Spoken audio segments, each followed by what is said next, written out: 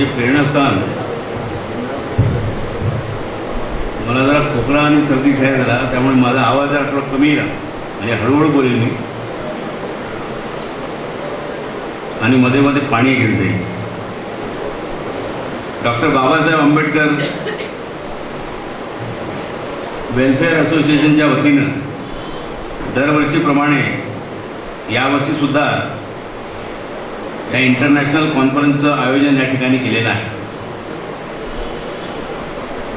या कार्यक्रमाचे या ठिकाणी अध्यक्ष आपले दिग्विजय नेते प्राध्यापक जोगेंद्र कवाडे, या सेमिनारला उपस्थित आदरणीय इजेड खोब्रागडे, ज्यांनी या कार्यक्रमाचं आयोजन केलं ते या असोसिएशनचे अध्यक्ष आमचे मित्र प्रदीप फाडके, डॉक्टर प्रकाश वानकर आणि मित्रांनो, सर्वप्रथम मी या ठिकाणी आजचा दिवस हा शिवजयंती आहे आणि शिवाजी महाराजांच्या जयंतीचं औचित्य साधून आज आपण या ठिकाणी एका महत्त्वपूर्ण अशा विषयावर या इंटरनॅशनल सेमिनारचं आयोजन केलेलं आहे. त्याबद्दल मी या असोसिएशनला या ठिकाणी मी त्यांना धन्यवाद देतो, अभिनंदन करतो त्यांचं की फार चांगलं प्रोसिडिंग यावेळेस तुम्ही काढलेलं आहे. अनेक लोकांचे चांगले आर्टिकल्स तुमच्या प्रोसिडिंगमध्ये आलेले आहेत आणि एक उत्कृष्ट अशा प्रकारचं प्रोसिडिंग काढल्याबद्दल पुन्हा असोसिएशनचं या ठिकाणी मी अभिनंदन करतो. डॉक्टर भाग्यश्री देशपांडे मॅडम आहेत, त्यांनी ह्युमन राईट्सवर फार चांगलं पुस्तक या ठिकाणी प्रकाशित झालेलं आहे. कारण आरक्षणाचा इश्यू जो आहे तो ह्युमन राईट्सशी जुळलेला आहे. त्यांचंही मी या ठिकाणी अभिनंदन करतो आहे. अत्यंत महत्त्वाचा इश्यू आहे. तर अलीकडे ॲट्रॉसिटी हा शब्द जो आहे तो पूर्ण महाराष्ट्रात नव्हे तर पूर्ण देशामध्ये गाजत आहे आणि त्यामुळे ॲट्रॉसिटीचा एकंदरीत परिणाम आंबेडकर प्राध्यापक असोसिएशनला होणं आवश्यकच आहे. आणि त्यामुळे हा विषय जरी जुना वाटला तरी हा विषय आपल्या जीवनमरणाशी संबंधित आहे, आपल्या अस्मितेशी संबंधित आहे आणि म्हणून फार चांगल्या विषयावर आपण या ठिकाणी ही कॉन्फरन्स आयोजित केलेली आहे. आरक्षण म्हणा किंवा कास्ट सिस्टीम म्हणा किंवा ॲट्रॉसिटी म्हणा, हे शब्द जरी आपल्याला जुने वाटत असले आणि मागच्या 50 वर्ष या विषयावर भाषण करत असलो आपण, तरी हळूहळू त्या शब्दांचे आयाम जे आहेत, त्याचे रंग जे आहेत ते हळूहळू बदलत आहे. आणि आता नवीन प्रकारची ॲट्रॉसिटी ह्या सर्व शासन व्यवस्थेमध्ये आज येत आहे आणि म्हणून त्या ॲट्रॉसिटीला कशा प्रकारचं आपल्याला उत्तर देता येईल, त्याच्याविरुद्ध कशा प्रकारची स्ट्रॅटेजी तयार करता येईल यासाठी पूर्वतयारी मानसिकदृष्ट्या आणि सर्व दृष्टीनं करण्याची आवश्यकता आहे. आणि त्या दृष्टिकोनातून आजचा विषय मला वाटतं हा एक औचित्याला धरून असं मला या ठिकाणी वाटतं. आरक्षणाचा इश्यू निघाला की अनेक लोक सांगतात की 1950ला राज्यघटना लागू झाली आणि आरक्षणाला सुरुवात झाली. वास्तविक पाहता आरक्षणाचा उगम जो आहे तो महात्मा ज्योतिराव फुलेंनी, लॉर्ड रिपन यांनी जी विलियम हंटर यांच्या अध्यक्षतेखाली 3 फेब्रुवारी 1882 ला जी इंडियन एज्युकेशन कमिशन जे स्थापन केलं होतं आणि त्या एज्युकेशन कमिशनला महात्मा ज्योतिराव फुलेंनी जे 12 पानाचं जे निवेदन दिलं होतं 6 पानाचं, त्या 6 पानाच्या निवेदनापासून आरक्षणाच्या मागणीचा उगम झालेला आहे हे आपण या ठिकाणी लक्षात ठेवलं पाहिजे. त्या काळात हंटर समितीला काही प्रस्थापित लोकांनी विरोध केला होता, परंतु महात्मा ज्योतिबा फुलेंनी मात्र त्यावेळेस ह्या हंटर समितीला आपलं निवेदन दिलं होतं. आणि काय होतं निवेदन, ती कमिटी कशासाठी कॉन्स्टिट्यूट झाली होती? अलीकडे हे मंडल कमिशन, हे कमिशन जेव्हा सुरू होतात, काका काळेकर कमिशन, तर आपल्याला वाटतं की कमिशन कशाला सुरू करतात, पण हे कमिशन इंग्रजांच्या काळापासून सुरू होत होतं. प्रायमरी एज्युकेशनमध्ये आज काय स्थिती आहे, त्या प्रायमरी एज्युकेशनचं प्रमाण, शिक्षणाचं प्रमाण लोकांपर्यंत कितपर्यंत पोहोचलेलं आहे, कोणता वर्ग समूह याच्यापासून वंचित आहे, याचं इन्व्हेस्टिगेशन करण्यासाठी ती कमिटी कॉन्स्टिट्यूट करण्यात आली, हे आपण लक्षात ठेवा. आणि म्हणून याचे जे काही रिकमेंडेशन आहे ते ब्रिटिश सरकारला द्यायचे, यासाठी ते कमिशन होतं. आणि म्हणून इतकं महत्त्वाचं कमिशन असल्यामुळे आपण त्यावेळेस ते प्रस्थापित काँग्रेसचे नेते होते, त्यांनी त्याला विरोध केला. कारण कोणत्याही प्रकारचं एज्युकेशनल सोशल डिस्क्रिमिनेशन याच्या विरुद्ध इंग्रजांनी कुठेही सुरुवात केली की ते त्याचा विरोध करायचे. कारण त्यांचं म्हणणं असं होतं की आम्हाला अगोदर स्वातंत्र्य द्या, मग आमचं इनइक्वॅलिटी, डिस्क्रिमिनेशन, जातीयवाद हे जे सगळे प्रश्न जे आहेत ते आमचे इंटरनल प्रश्न आहेत, ते आम्ही नंतर आपल्या घरी बसून सोडवू, अशी भूमिका घेणारा एक वर्ग होता. पण त्या काळामध्ये महात्मा ज्योतिराव फुलेंनी त्यांना जे निवेदन दिलं त्या दोन महत्त्वाच्या बाबी होता. आज शिक्षण व्यवस्थेमध्ये किंवा प्रशासकीय व्यवस्थेमध्ये खोब्रागडे साहेब सांगतात की जे डिस्क्रिमिनेशन होतं ते डिस्क्रिमिनेशन महात्मा ज्योतिराव फुलेंच्या लक्षात 1882 साली आलं होतं. काय दिलं होतं त्या 6 पानाच्या निवेदनामध्ये महात्मा ज्योतिराव फुलेंनी की ब्रिटिश सरकारमध्ये जी मोठी मोठी पदं आहेत ती पदं या देशातल्या एका जातीने ऑक्युपाईड केलेली आहे.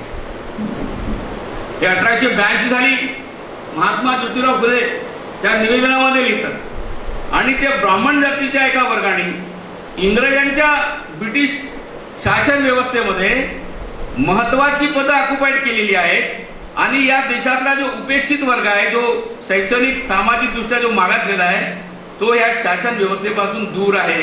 आणि म्हणून या जागांवर ज्यांना बसवलेलं आहे यातून यांना हटवा आणि ह्या वर्गाला प्राधान्य द्या, ही मागणी महात्मा ज्योतिराव फुले त्यावेळेस त्या ठिकाणी करतात. आणि जी एकाधिकारशाही ब्रिटिश शासनामध्ये शासन व्यवस्थेमध्ये झाली एका जातीची, ती दूर करा, अशी मागणी महात्मा ज्योतिराव फुले त्यावेळेस करतात हंटर कमिशन पुढे, लक्षात ठेवा. आणि म्हणून महात्मा ज्योतिराव फुलेच्या त्या मेमोरंडम पासून आरक्षणाच्या मागणीचा उगम झाला आहे, हे आम्ही लक्षात ठेवलं पाहिजे.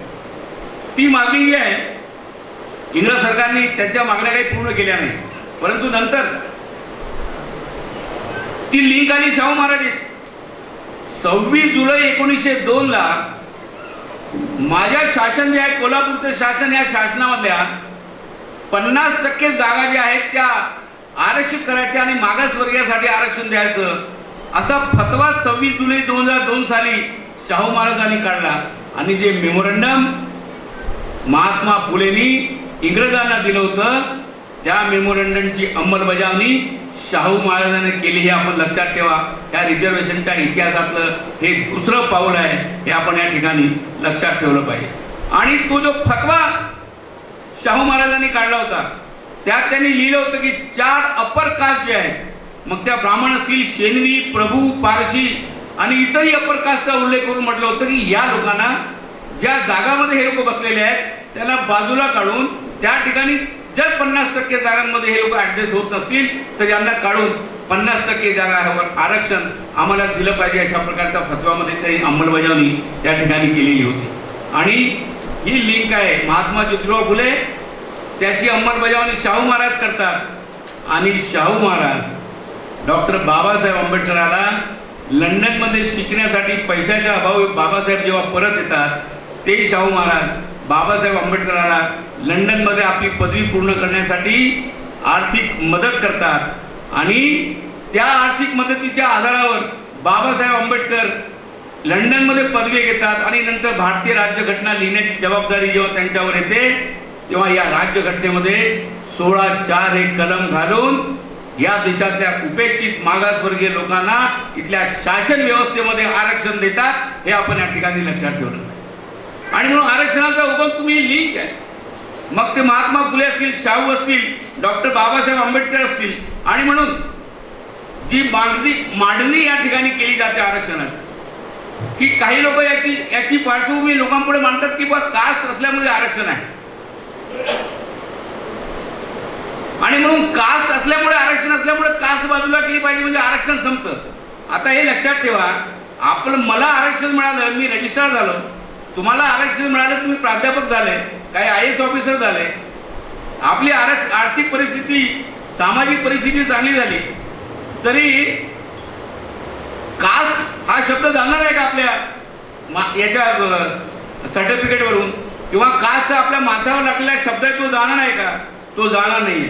आणि म्हणून आरक्षणाचा संबंध जे कास्टशी जोडतात ते एक जातीय विद्वेष देशामध्ये निर्माण करण्यासाठी कास्टचा संबंध हा रिझर्वेशन जोडण्याची प्रयत्न केला जातो.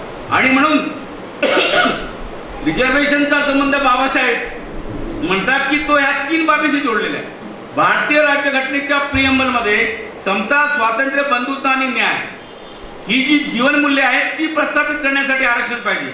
इनइक्वॅलिटी, असमानता जी आहे, मग आर्थिक दृष्टीने असेल, सामाजिक दृष्टीने असेल, शैक्षणिक दृष्टीने असेल, ती दूर करण्यासाठी आरक्षण आहे. भेदभाव, मग तो सामाजिक असेल, राजकीय असेल, कोणत्याही प्रकारचे असेल, डिस्क्रिमिनेशन, ते अबॉलिश करण्यासाठी आरक्षण आहे.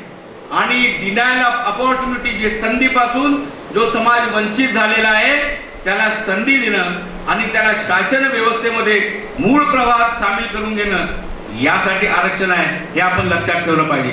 आणि म्हणून एकदम डायरेक्ट कास्टशी आरक्षणाचा संबंध जोडण्याऐवजी ही जे इनइक्वॅलिटी आहे, डिस्क्रिमिनेशन आहे आणि डिनायल ऑफ अपॉर्च्युनिटी आहे, ती दूर करण्यासाठी रिझर्वेशन आम्हाला दिलेलं आहे, हे आपण या ठिकाणी लक्षात ठेवलं पाहिजे.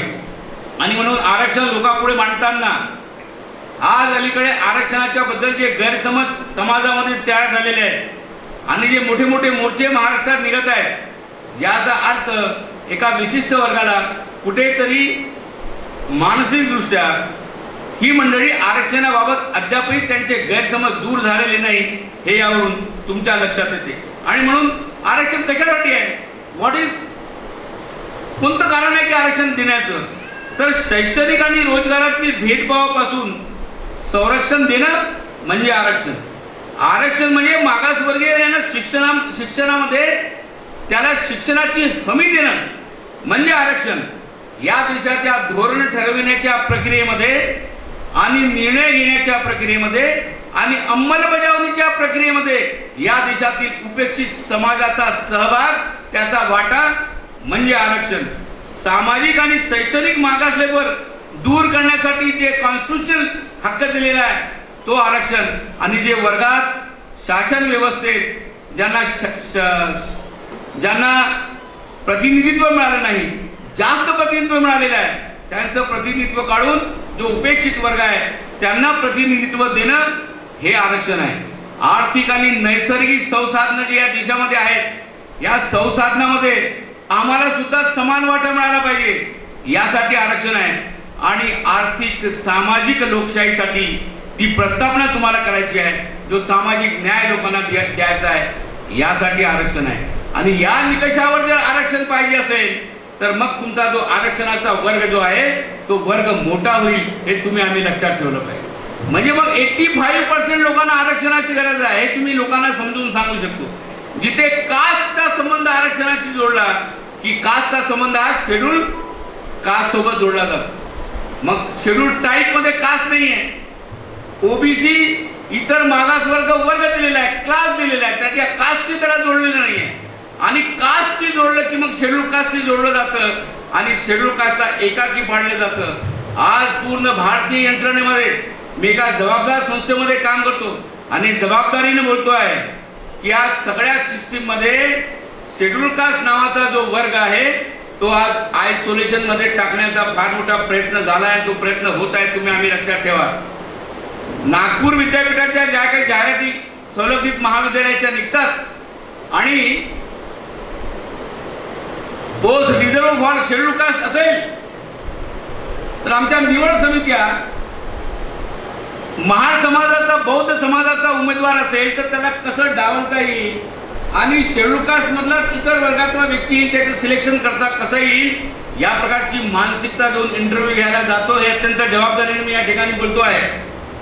आणि म्हणून तुम्ही किती क्वालिफाईड असाल, मेरिटोरियस असाल, तरी त्यांच्या डोक्यामध्ये हे भरलेलं आहे की महाविद्यालयांमध्ये आणि विद्यापीठामध्ये एका विशिष्ट जातीच्या लोकांचा एकाधिकार झालेला आहे. जसं आपण ब्राह्मणांचा एकाधिकार झाला असं म्हणतो ना, तसे अनुसूचित जातीतले इतर प्रवर्ग, ट्राईबमधले इतर प्रवर्ग हा प्रचार करतात की आरक्षणाच्या प्रक्रियेमध्ये एका विशिष्ट जातीने एकाधिकार केलेला आहे.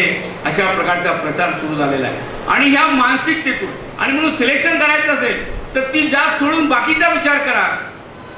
अशा प्रकारे सिलेक्शन प्रोसेसमध्ये एक नवीन आव्हानं आज आपल्या पुढे उभी झालेली आहे. आणि त्या सिलेक्शन कमिटीमध्ये जे काही आमचे पॅनल येतात, जे काही पाठवतात, अशा प्रकारे मी हे चित्र या ठिकाणी लक्षात आलेलं आहे. आमच्या जे आता आमचे मित्र आहेत त्या ठिकाणी वानखेडे, त्यांचा नावाचा उल्लेख करून सांगेल की प्रिन्सिपलच्या पदासाठी इंटरव्ह्यू द्यायला दिले. ही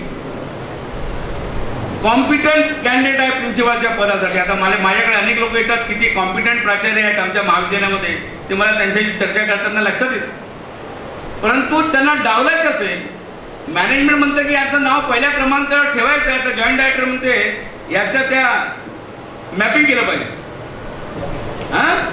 कॅपिंग केलं पाहिजे. कुठून आला कॅपिंग शब्द? कुठून आला? राज्य शासन जी आर काढलेला आहे का? नाही.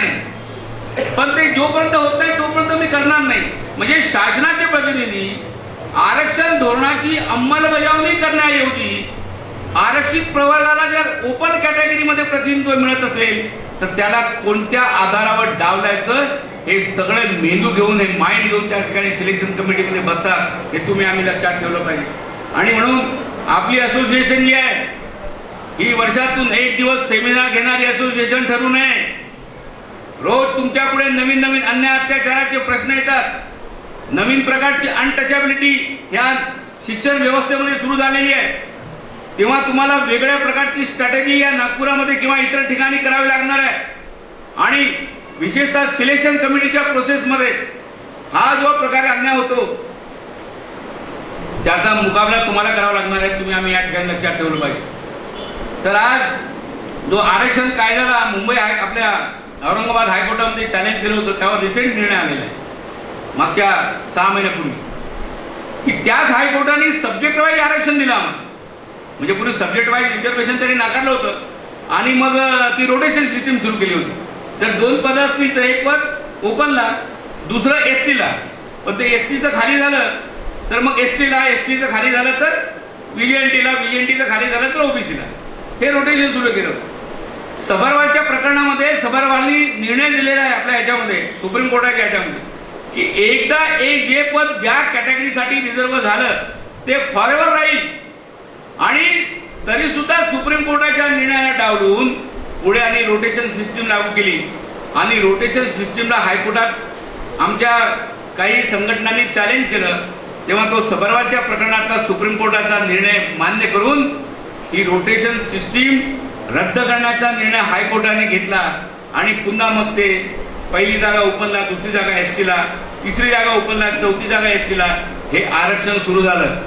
परंतु हे आता या आरक्षणामुळे पुन्हा शेड्यूल कास्टसाठी जर जागा रिझर्व होत असतील तर पुन्हा एक विशिष्ट वर्ग ह्या पदावर बसेल. आणि पुन्हा सर तो हायकोर्टाचा निर्णय पुन्हा औरंगाबादच्या हायकोर्टामध्ये चॅलेंज झाला. मला आश्चर्य असं वाटतं की एकदा हायकोर्टाच्या एका बेंचनी निर्णय दिल्यावर पुन्हा त्या ठिकाणी पिटिशन टाकली जाते. आणि त्या पिटिशनमध्ये हायकोर्टाने काय निर्णय दिला आहे, इंटरिम ऑर्डर, की याच्या पुढच्या सर्व आरक्षित पदाच्या नियुक्त्या ह्या उच्च न्यायालयाच्या निर्णयाच्या अधीनस्थ राहतील. केस ऍडमिट केलेली आहे आणि निर्णय दिला की या निर्णयाच्या अधीनस्थ राहतील.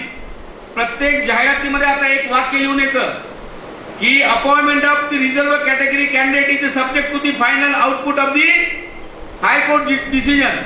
म्हणजे आता तुम्ही नियुक्त तरी झाले आणि हायकोर्टाने उद्या जर त्या रोटेशन सिस्टीमच्या बाजूने निर्णय दिल्या तर तुमच्या सगळ्या नियुक्त्या फ्युचरमध्ये रद्द होतील. हे तुम्ही आम्ही लक्षात ठेवलं पाहिजे. कारण त्या subject to the final decision of the high court राहणार आहे. आणि म्हणून आज तुमच्यापुढे फार मोठे प्रश्न आहे. इथे अॅट्रॉसिटीच्या बद्दल आपण बोलतोय, ही न्यायालयाने निर्माण केलेली एक प्रकारची अॅट्रॉसिटी आहे. तुम्ही आम्ही लक्षात ठेवलं पाहिजे. आणि म्हणून या सगळ्या अॅट्रॉसिटीचा विरुद्ध जर तुम्हाला मुकाबला करायचा असेल, आजही ती कोर्टामध्ये केस आहे. असोसिएशन आणि आमच्या संघटनाची जबाबदारी आहे की त्या निर्णयापासून फायदा कोणाला होणार आहे, आपण सगळे मास्टर डिग्रीवाले प्राध्यापक आणि आपण ज्यांना प्राध्यापक करणार आहोत ते तो वर्ग, या झोपडपट्टीवाल्या लोकांना याचा किती फायदा होईल तो काय माहित नाही आपल्याला, परंतु ज्यांना त्याचा फायदा होणार आहे त्यांनी त्यासाठी संघटित होण्याची आवश्यकता आहे की नाही हा अत्यंत गंभीर प्रश्न तुमच्या पुढे आहे. आणि म्हणून नवीन चॅलेंजेस आहेत. हा जो चॅलेंजेस शब्द तुम्ही मांडलेला आहे हे नवीन चॅलेंजेस तुमच्या पुढे आहेत आणि या चॅलेंजेसचा मुकाबला करायचा असेल तर थंड डोक्याने शांतपणे बसून इतर मंडळी तुमच्या विरुद्धची व्यूहरचना करते आहे त्याचा आपल्याला कसा खंबीरपणे मुकाबला करता येईल आणि आपल्याला कशी आपली व्यूहरचना करता येईल याचा विचार करण्याची गरज आहे. आज आपण या ठिकाणी सेमिनार ठेवतो, भाषण करतो, पण या भाषणातून जे काही मुद्दे येतात की इजेड खोब्रागडे तो मुद्दा मांडला होता त्यावर काहीतरी गंभीररित्या विचार केला पाहिजे. पूरण मेश्राम यांनी मुद्दा मांडला होता त्याच्यावर विचार केला पाहिजे. कवाडेंनी मुद्दा, हे सगळं तुम्हाला ठरवायचं आहे. केवळ आज भाषण केलं आणि दुपारचं जेवण केल्याने भागणार नाही. आणि म्हणून ह्या सिस्टीम मध्ये तुम्हाला त्या पद्धतीनं काम करावं लागणार आहे. तुम्ही आम्ही लक्षात ठेवा. आज जे मराठा मूक मोर्चा निघत आहे सर, हे महाविद्यालयातले महाविद्यालयीन विद्यार्थी मोठ्या संख्येने या मोर्चामध्ये आहे. तुम्ही लक्षात ठेवा.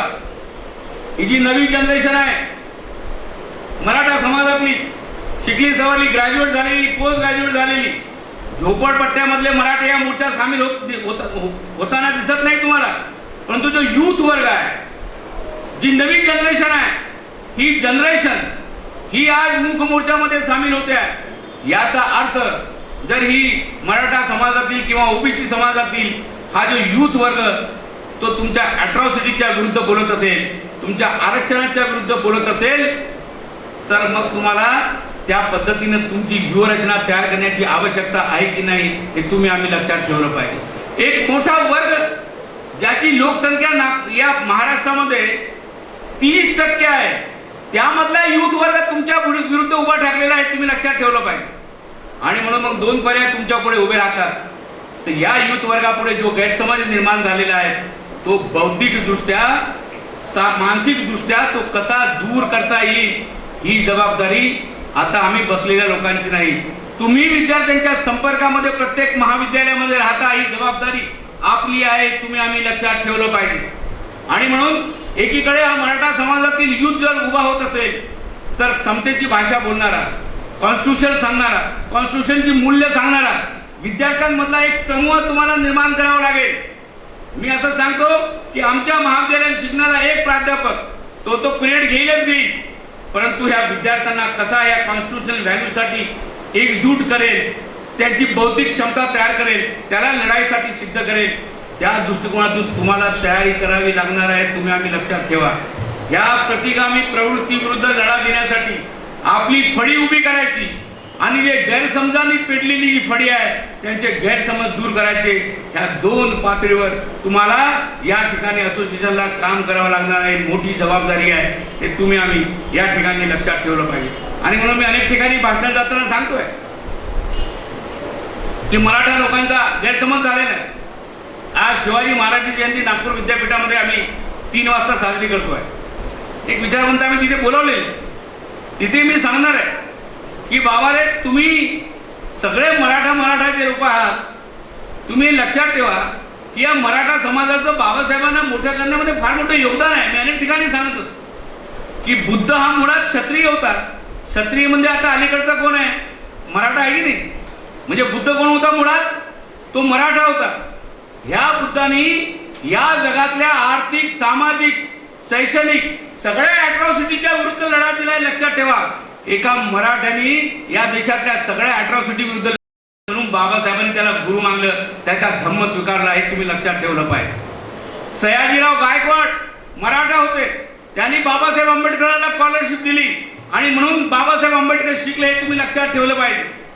शाहू महाराजांनी बाबासाहेब आंबेडकरांना आर्थिक मदत केली म्हणून लंडनला ते पुन्हा शिकायला गेले आणि शिकून आले. आणि आम्ही बघतो बुद्ध असेल, मग तो सयाजीराव गायकवाड असतील, शाहू महाराज असतील, हे सगळे मराठी आहेत ज्यांनी बाबासाहेबांना मोठं केलं, त्याचं व्यक्तिमत्व मोठं केलं. हे तुम्ही आम्ही लक्षात ठेवलं पाहिजे. शिवाजी महाराजांनी पहिल्यांदा दलिताच्या कमरेला जो झाडू बांधलेला होता तो झाडू काढून फेकला आणि त्याच्या कमरेला तलवार बांधली आणि परकीयाच्या अॅट्रॉसिटी विरुद्ध या देशातल्या दलित समाजाला उभं केले तुम्ही, आम्ही लक्षात ठेवलं पाहिजे. तो शिवाजी महाराज जो अॅट्रॉसिटीच्या विरुद्ध उभा होतो आणि दलित माणसाच्या कमरेला तलवार बांधतो, तो शिवाजी महाराज जर मराठ्यांचा नेता असेल तर तुम्ही अॅट्रॉसिटीच्या विरुद्ध कसे बोलू शकता? आणि म्हणून त्या मराठा मोर्चामध्ये आम्ही बुद्धाला शोधतो, त्या मराठा मोर्चामध्ये आम्ही शिवाजीला शोधतो, त्या मराठा मोर्चामध्ये सयाजीराव गायकवाडाला शोधतो आहे, त्या मराठा मोर्चामध्ये आम्ही शाहू महाराजांना शोधतो आहे. ते आम्हाला दिसत नाही, ते दिसले पाहिजे, ते त्यांच्या मनात उतरले पाहिजे की जबाबदारी आमच्या आंबेडकरी प्राध्यापकांची आहे. हे आपण या ठिकाणी लक्षात ठेवण्याची गरज आहे.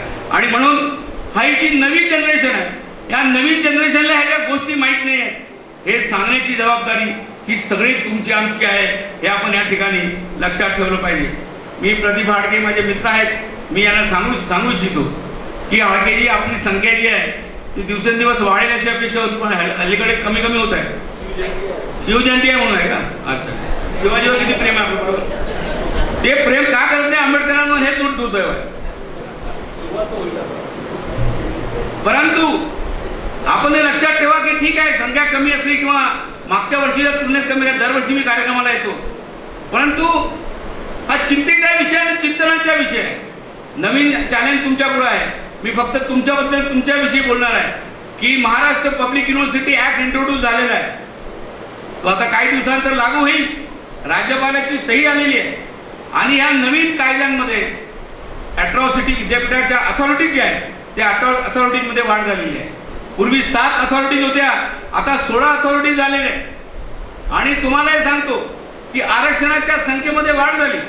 आता अनेक लोक ज्या इंटरनल कमिटीमध्ये असे प्राध्यापक कवाडे यांचं योगदान, प्रकाश गजबे यांचं योगदान आहे, आणि विधानसभेमध्ये त्या ऍक्टबद्दल चांगले विचार त्या ठिकाणी मांडले होते की पूर्वी ह्या ज्या अथॉरिटी विद्यापीठाच्या होत्या, मॅनेजमेंट काउन्सिल असेल, अकॅडमिक काउन्सिल असेल, तिथे आरक्षणाचं एक पद बाय रोटेशन, म्हणजे SC नंतर ST नंतर VJNT OBC, फक्त एकच जागा.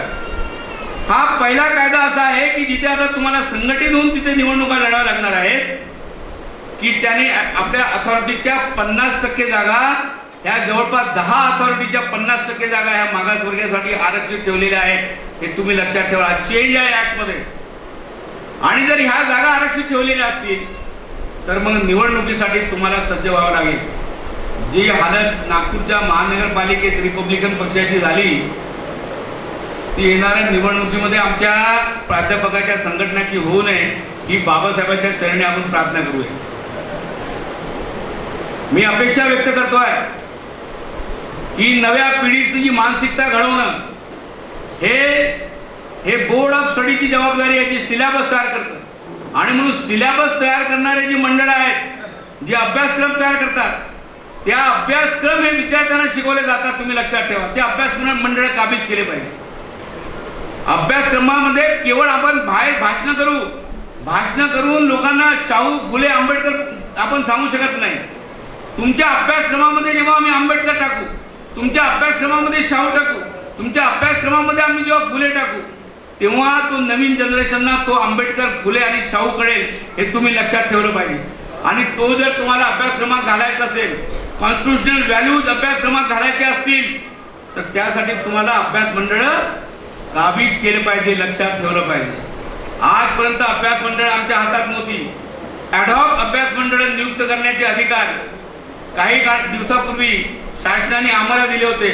आणि मी स्पेशल ज्या कमिट्या कॉन्स्टिट्यूट केल्या, सगळ्या कमिट्यामध्ये आपल्या लोकांना घातलं. 3-3, 4-4 लोक तेव्हा आले की बा इतके लोक कसे काय स्पेशल टास्क कमिट्यांमध्ये आले.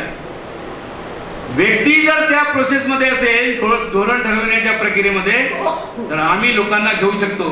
आणि आमचे परीक्षा नियंत्रक आणि आमचे एक मोठे अधिकारी आहेत, त्यांचं नाव घेणार नाही, ते म्हणतात तुम्ही त्या स्पेशल टास्क कमिटीमध्ये असे लोक आणले म्हणे, त्याला पेपरसाठी करता येत नाही म्हणे, त्याला पेपर तयार करता येत नाही.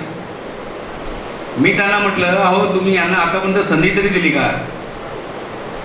यांना पहिल्यांदा आम्ही संधी दिलेली आहे बोर्ड ऑफ स्टडीच्या ॲडहॉक बोर्डावर काम करायची.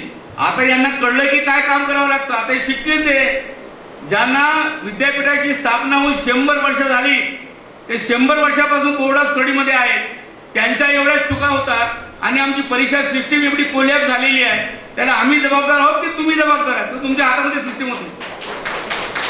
परीक्षेचे पेपर तुम्ही काढायचे, व्हॅल्युएशन तुम्ही करायचे, सगळं तुम्ही करत होते.